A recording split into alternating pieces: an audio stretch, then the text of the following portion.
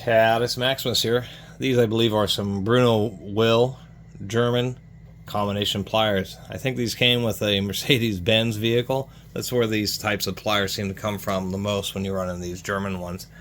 This one, man, it was super hard to identify until I just was able to get the right angle. And what I can see, of course, is Germany, and I can just see Will there. There's a hint of where it says forged up there. And I think that says Bruno. There's a few different manufacturers with the word Will associated with it. I'm not exactly sure how to decipher that history, but these are what I would consider to be European standard combination pliers, and they are kind of unique to what people run into in North America. And so that's why I'm making a video. I thought I'd made a video about these, but it turns out that I just made a video about the more basic set of made in Germany. These are much more obvious. Just basic utility pliers. These just have a bypass cutter, a coarse area for fasteners, a flat area for general purpose grabbing, and some these types of cutters on the side too, I guess wire cutters. These are kind of like lineman's pliers because we have traditional or regular side cutters.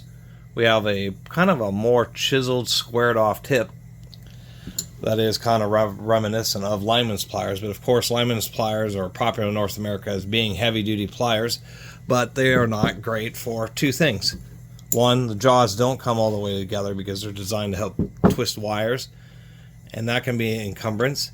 And they don't have a provision for just working on general purpose fasteners. So what we have is a flush rivet here rather than what would be considered more or less the standard, which is either a nut and bolt, or on the more modern ones they actually are using cold rivets.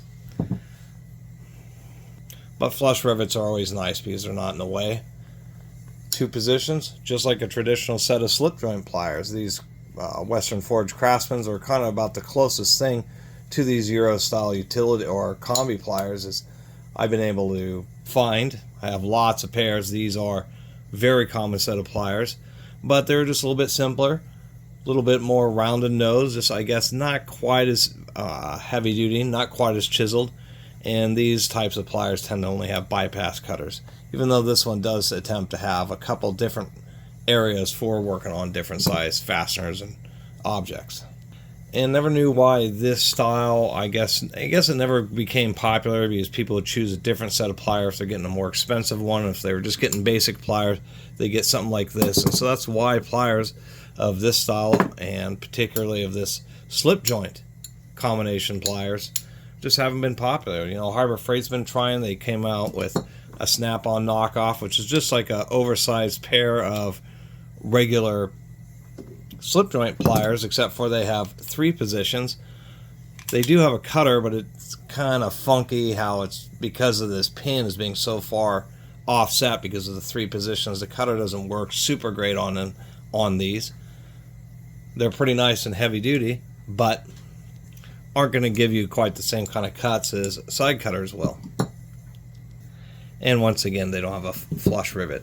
Another style would be kind of like this Van Pliers style here, which I can appreciate. People like these as a general set of utility pliers just because they have all these different grindings, real funky teeth on them, and they're a little bit more optimized for fasteners because we can see this kind of V-groove in them. But the reason these aren't universal is, what do we see missing in the jaws here? These pliers here can't cut anything. So once again, actually looking at pliers like this, pliers like this, pliers like this, pliers like this. Of course, love some heavy-duty Klein lineman's pliers.